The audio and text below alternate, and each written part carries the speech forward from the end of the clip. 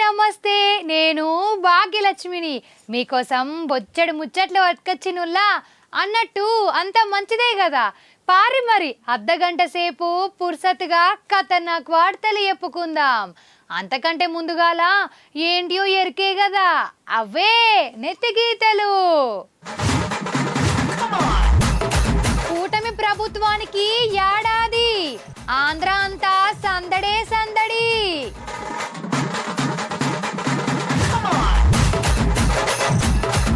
బడితోబ పట్టిర్రు పోరలు, కలకలలాడినయి స్కూళ్ళు.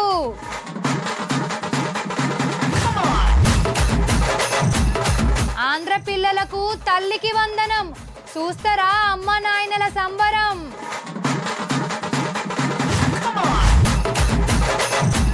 కూలిపోయింది విమానం, కండ్ల ముందే ఎంత ఘోరం. నిజం చెప్తున్నా, మొన్నటిదాకా నాకు ఒక కాయిష్ ఉండనొల్ల విమానం ఎక్కాలే, అమెరికాకో లేకుంటే కమస్కం ఢిల్లీ కన్న విమానంలోనే పోవాలే అని మస్తుగా అనుకున్నా. కానీ ఇప్పుడు విమానం పేరు వింటేనే నాకు మస్తు భయం అవుతుంది. అసలు విమానం ఎక్కినామంటే మళ్ళీ మనం దిగుతామన్న గ్యారంటీ ఉంటుందో ఉండదో, కమస్కం శవమో శరీరమో కనబడుతుందో కనబడదో గిట్లనే అనిపిస్తుంది. నాకెందుకు ఇట్లా అనిపిస్తుందో మీకు ఈ పాటికే సమజయ్యి ఉంటుంది. చూడుర్రి మీరైతే.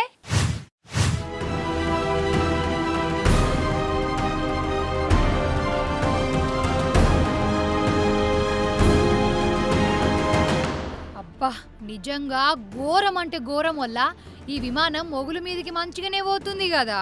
కానీ అంతల్నే చూడుర్రి ఏమైందో. కండ్ల ముందే కుప్పగూలిపోయింది, మంటలు వెళ్ళినాయి, విమానం మాడి మష్ అయిపోయింది. ఇంట్లో 242 మంది ప్యాసింజర్లు ఉన్నారు. పాపం కదా ఉల్లా. అయితే గుజరాత్ రాష్ట్రం అహ్మదాబాద్ ఎయిర్పోర్ట్ నుంచి లండన్కు పోయే ఎయిర్ ఇండియా విమానం ఇది పగటిలి ఎయిర్పోర్ట్ నుంచి స్టార్ట్ అయింది. 1:30నో మరి 1:40కో ఏమో మీదికి పోయేటప్పుడు షెట్టును గుద్దిందట. కథం, అక్కడికక్కడనే పేలిపోయింది. ఫైర్ ఇంజన్ వాళ్ళు, రెస్క్యూ వాళ్ళు, పోలీసులు వాళ్ళు వీళ్ళొచ్చి కాపాడే ఉపాయం చేసిర్రు. అంతా ఆగమాగం జగన్నాథం. అసలు విమానమే ఏర్పడకుండా తుక్కు తుక్కు అయిపోయింది. పాపం ఈ ప్యాసింజర్లను తలుచుకుంటుంటే పానం కలుపుకుమంటుందిలా. మంచిగా సంతోషంతోని విమానం ఎక్కి లండన్కు పోదామని బయలుదేరితే ఆ విమానమేమో బూడిద వేసి పడేసే. అసలు ఆ విమానం గట్లెట్లా కూలిపోయింది? నడిపేటోడు సక్కగా నడపలేదా? సిగ్నల్ ఇచ్చేటోడు సక్కగా ఇయ్యలేదా? ఎవంది తప్పు ఎవంది రైటు ఇవన్నీ తేల్చే పనుల పడ్డరు ఆఫీసర్లు. కానీ ఇప్పుడు ఎంక్వైరీ చేసి ఏం లాభం? పోయిన పానాలు ఏమన్నా అత్తయ్య? గిసోంటి చూసినప్పుడల్లా విమానం ఎక్కాలంటేనే గజ్జుమంటుందోల్లా.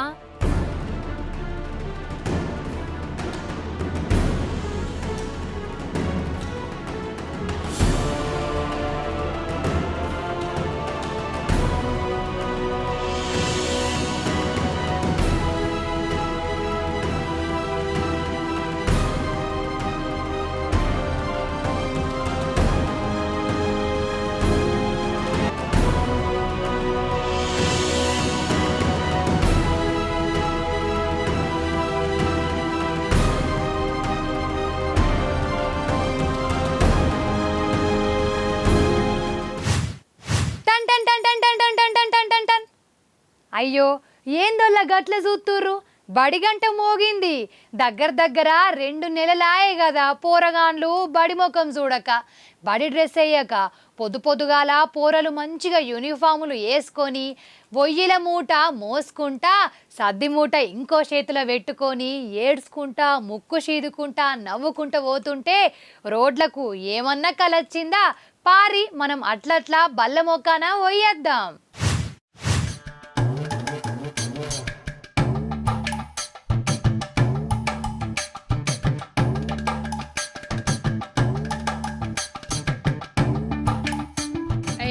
నిజంగా రోడ్లకు కలొచ్చిందోల్లా.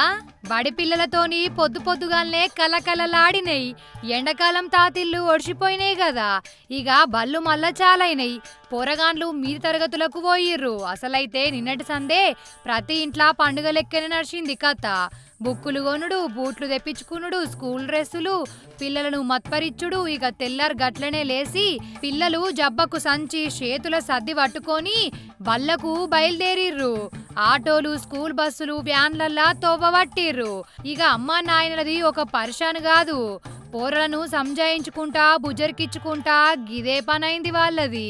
ఇక ఇంకో దిక్కు ఆర్టీఏ ఆఫీసర్లు కూడా డ్యూటీలకెక్కిర్రు. వ్యాన్లు, బస్సులు చెక్కింగ్లు వేసిర్రు.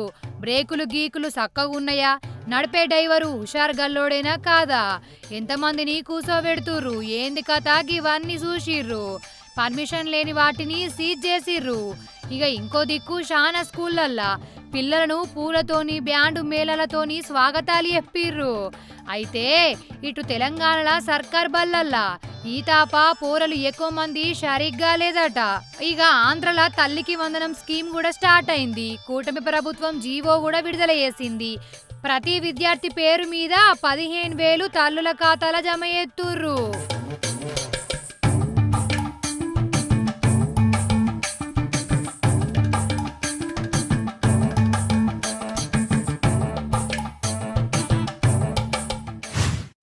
యావన్ మంది ఆంధ్ర పబ్లిక్ ఈ భాగ్యలక్ష్మి తెలియజేయునది ఏమనగా, మీ రాష్ట్రంలో కూటమి ప్రభుత్వం వచ్చి ఏడాది అయిందహో. మరి ఈ ఏడాదిలా సర్కారు మీకు ఏమేం చేసింది, ఎట్ల ముంగట పడ్డది, మీరందరూ సంతోషంగానే ఉన్నారా లేదా, గివన్నీ నాకంటే ఎక్కువ మీకే ఎరక, అంతే కదా. అన్నట్టు ఈ ఏడాది పాలన మీద చంద్రబాబు సారు మాట ముచ్చట మీరు వినాలే.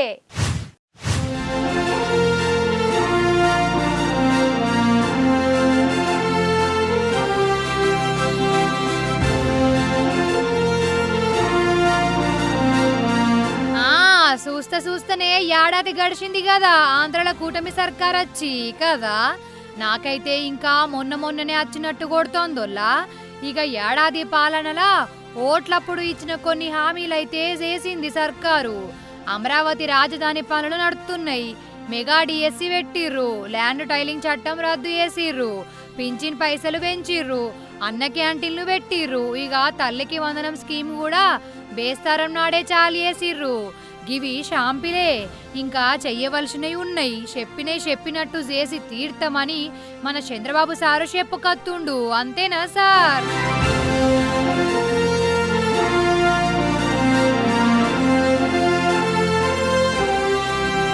మొత్తానికి ఏడాది పాలన మీద కూటమి లీడర్లే కాదు, జనాలు కూడా మస్తు సంతోషంగా ఉన్నారుల్లా.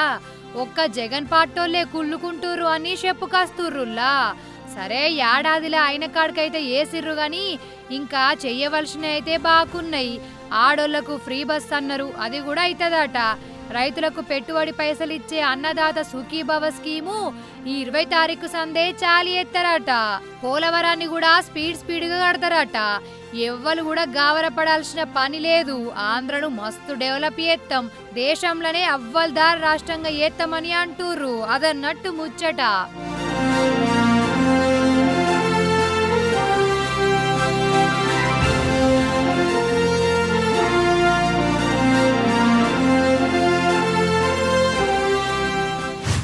జూన్ 12 పవన్ అన్న అభిమానులు, జనసేన కార్యకర్తలు మర్చిపోలేని రోజు.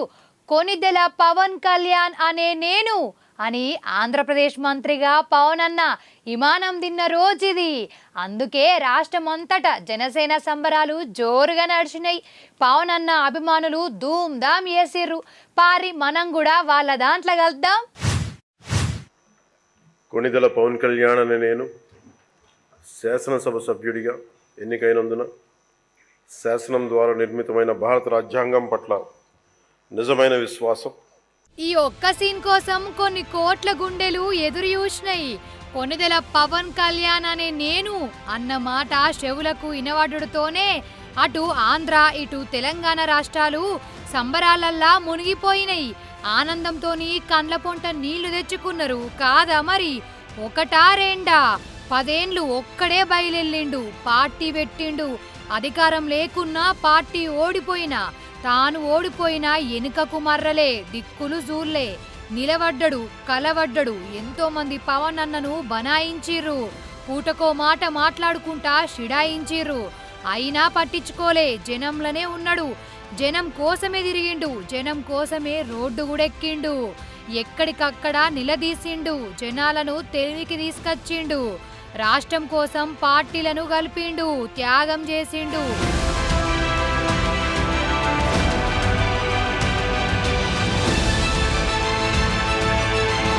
అందుకే జనం దేశ చరిత్రల్నే ఇదివరకు ఎవ్వలకు ఇయ్యని తీర్లా, ఎన్నడూ లేని తీర్లా పవన్ అన్నకు దీవెనలాడుతులు ఇచ్చిర్రు. పోటీ చేసిన అన్ని జాగాలల్లా పార్టీని గెలిపించిండు. రాష్ట్రంలా కూటమి జెండాను రెపరెపలాడిచ్చిండు. అందుకే జూన్ 12వ తారీఖు కంటే పవన్ అన్న అభిమానులే కాదు, జనాలకు కూడా ఒక స్పెషల్ రోజు, మర్చిపోలేని రోజు, చరిత్రను మార్చిన రోజు. అంతే కదా.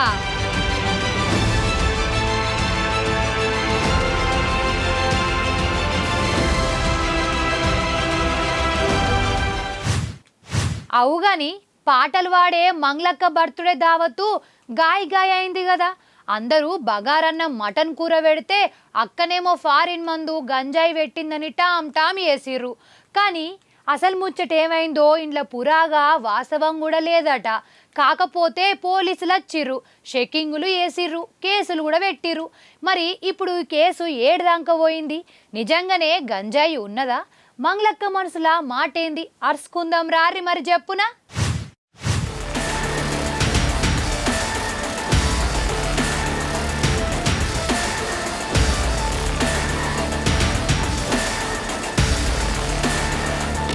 అయ్యయ్యో, ఎంత పని అయిపాయే.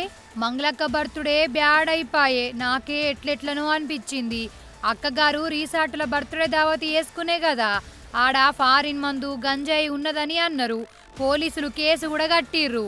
అయితే గంజాయి అట ఒకడే తీసుకున్నాడట, అది కూడా బయట నుంచి తీసుకున్నాడు కావచ్చు, ఎంక్వైరీ ఎత్తున్నామని అంటుర్రు. ఇక ఫారిన్ మందు కూడా పర్మిషన్ లేకుండా పారిచ్చిర్రని అంటుర్రు.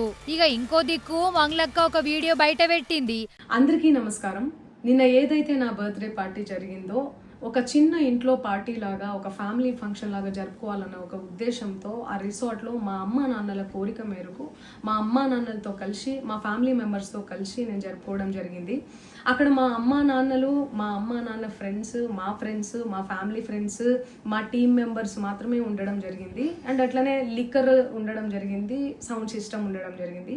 సో సౌండ్ సిస్టమ్కి, లిక్కర్కి పర్మిషన్ తీసుకోవాలని చెప్పి నాకు అస్సలు అవగాహన లేదు, ఐడియా కూడా లేదు. అది అనుకోకుండా సడన్గా ప్లాన్ చేసుకొని వెళ్ళిపోవడం జరిగింది అక్కడ. సో అందుకు నాకు అవగాహన లేదు, లేకుంటే నేను డెఫినెట్లీ తీసుకునేదాన్ని. నాకు అసలు గైడెన్సీయే లేదు. ఎవరైనా గైడ్ చేసినా కూడా నేను పర్మిషన్ తీసుకునేదాన్ని, లేకపోతే నేను ఎందుకు ఇలా తెలిసి చెయ్యను కదా. సో ఇదంతా ఇలా తెలిసి అయితే నేను తప్పు చేయలేదు, తెలియకుండా ఇది జరిగిపోయింది. అండ్ అక్కడ లోకల్ లిక్కర్ తప్ప అసలు వేరే ఏ ఇతర పదార్థాలు, మత్తు పదార్థాలు కానీ వాడడం అసలు జరగలేదు. అక్కడ దొరకలేదు కూడా, పోలీసులు సెర్చ్ చేసినా కూడా. అండ్ అక్కడ ఎవరికైతే పాజిటివ్ వచ్చింది అని చెప్పి పోలీసులు చెప్తున్నారో ఆయన ఎక్కడో ఒక చోట తీసుకున్నాడు, ఎప్పుడో తీసుకున్నాడు అని చెప్పి తేలిందని చెప్పి పోలీసులే చెప్పారు. అండ్ అది ఇన్వెస్టిగేషన్ కూడా జరుగుతుంది. మేము కూడా పోలీసులకు కోఆపరేట్ చేస్తున్నాము. అండ్ నేను ఎందుకు ఇలా చేస్తాను, అసలు నాకు తెలిసి ఎందుకు చేస్తాను, మా అమ్మా నాన్నలతో దట్టు, మా అమ్మా నాన్నలు పెట్టుకొని ఇలాంటివి నేను ఎంకరేజ్ చేస్తానా? ఇలాంటివి చెప్పండి. అండ్ ఒక రోల్ మోడల్గా, ఒక ఇన్స్పిరేషనల్గా ఉండాలని అనుకుంటాను, కానీ నేను ఇలా ఎందుకు నేను చేస్తాను? సో ప్లీజ్ దయచేసి మీడియా మిత్రులకు నా విన్నపం ఏంటంటే, ఆధారాలు లేని అభియోగాలు నా మీద అస్సలు మోపద్దు ప్లీజ్. అసలు నాకు పర్మిషన్లు తీసుకోవాలని తెలియదు. నేను మంచిదాన్ని, కష్టపడి పైకొచ్చిన, నేను గసొంటి దాన్నని ఎట్లనుకుంటారు? తెలియక వేసిన, తెలిసి తప్పు ఏత్తనా అని అక్క చెప్పుకుంటా బాధపడుతుంది. సరే, అక్కకు తెలియకున్నా తప్పైతే జరిగింది కదా, ఫారెన్ మందు పారింది కదా, శిక్ష పడవలసిందే అని అంటూరు. సెలబ్రిటీలకు శిక్షలు ఏముంటాయి? 2 రోజులు తిప్పుతారు, అటెన్క మర్చిపోతారు. గాయంత తెలియదా వీళ్ళ కథ అని సోషల్ మీడియా జనాలు ఇప్పుడే తీర్పులు చెప్పేస్తారు.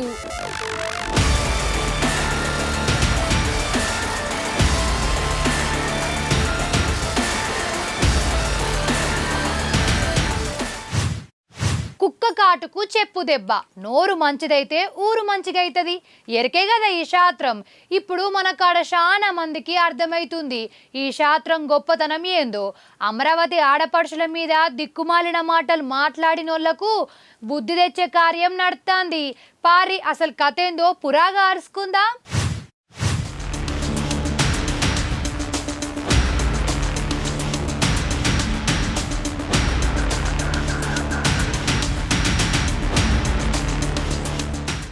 ఈసారి ఎరికేనా ఎవలో మొన్నటి సంది బాగా ఫేమస్ అయితుండు. జగనన్న టీవీ ఛానల్లా చర్చకొచ్చి అమరావతి ఆడోల మీద దిక్మల్ల కూతలు కూసిండు చూడు. ఆ మహానుభావుడే ఈ మహానుభావుడు కృష్ణంరాజు సారు. పేరుకు విలేకరి గాని నోరు మాత్రం గలీజ్ అంటే గలీజ్ అన్నట్టే చేసిండు. ఇక ఈ కృష్ణంరాజు మాట్లాడిన మాటలకు మన ఆడబిడ్డల మనసు తక్లీఫ్ అనిపించింది. రోడ్ల మీదకి వచ్చిర్రు, నిరసనలు చేసిర్రు, కేసులు కూడా పెట్టిర్రు. ఈ చర్చ పెట్టిన కొమ్మినేని సారును పోలీసులు అరెస్టు చేసిర్రు. ఇక ఇప్పుడు కృష్ణంరాజును కూడా జైల్లో నూకిర్రు. మంగళగిరి కోర్టు ముందు నిలబడెత్తే 14 రోజుల రిమాండ్ పెట్టిర్రు. ఈ 14 రోజులు సార్ను జైల్లో ఉంచి అసలు గట్లెట్లన్నావు, ఎందుకన్నావు, ఎవలనుమన్నారు అనవలసిన అవసరం ఏమున్నది, ఇగో ఇవన్నీ అడిగి ఎంక్వైరీ చేస్తారన్నట్టు. ఇక ఇంకో దిక్కు కొమ్మినేని సారు ఇంకా జైల్లోనే ఉన్నాడు. సార్కు 14 రోజుల రిమాండ్ పడ్డది కదా, అదన్నట్టు ముచ్చట. అయినా నోటికి ఏదత్తే అది మాట్లాడుడేనా, ఎట్లా పడితే గట్లా అనుడేనా? పేరుకేమో పెద్ద విలేకరులు, మాటలేమో గిట్లున్నాయి. చదువు రానోడన్నా మంచిగా మాట్లాడతాడు, వీళ్ళు గిట్ల అనుడేందో ఏమో. అవునా కాదా?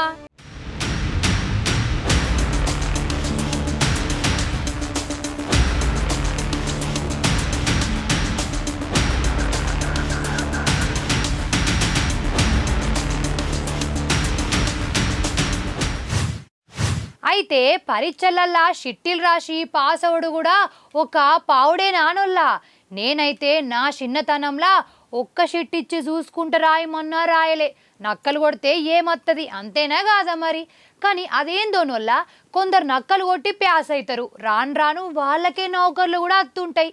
సరే గవన్నీ తలుచుకుంటే మన దిమాగ్ ఖరాబ్ అవుతుంది. కానీ అయితే ఒక పట్నంలా పోరలు నకలు కొట్టకుండా అక్కడి సార్లు ఒక ఉపాయం పెట్టిరు. అదేందో చూడాలి మీరు.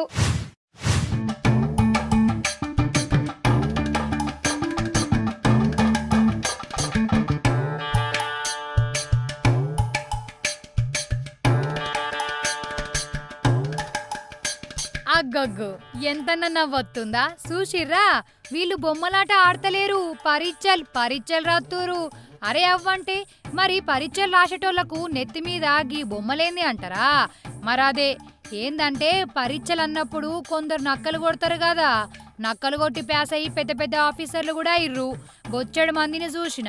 అయితే గట్లా నక్కలు కొట్టే షాన్లు లేకుండా పరీక్ష రాసేటోళ్ళ నెత్తి మీద గిట్ల బొమ్మలు పెట్టిర్రు. మనకాడ కాదు, గా ఫిలిప్పీన్స్ దేశంలోనట. ఇట్లా బొమ్మలు పెట్టుకొని రాస్తే పక్కకు కూడా తిరిగి చూడలేరు. ఎవలన్నా షిట్టీలు తెచ్చుకున్నా ఆ బొమ్మ కీస్ అని మొత్తుకుంటదట. పక్కోని దాంట్లో చూద్దామన్నా ఆ బొమ్మ చూడనియదట.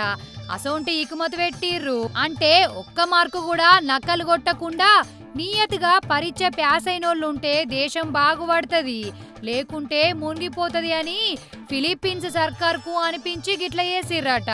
ఇదివరసంది ఆడ పరీక్ష రాయాలంటే పెన్ను పేపరే కాదు, ఇగో గిసోంటి బొమ్మల టోపీలు కూడా ఉండాలన్నట్టు. అదన్నట్టు ముచ్చట.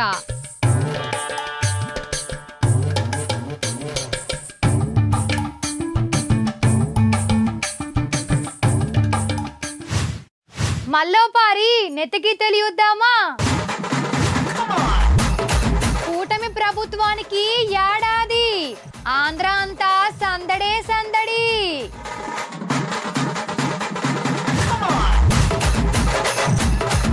బడితోవ పట్టిర్రు పోరలు, కలకలలాడినయి స్కూళ్ళు.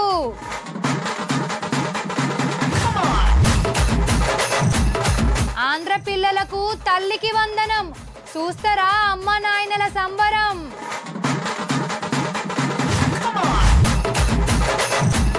కూలిపోయింది విమానం, కండ్ల ముందే ఎంత ఘోరం.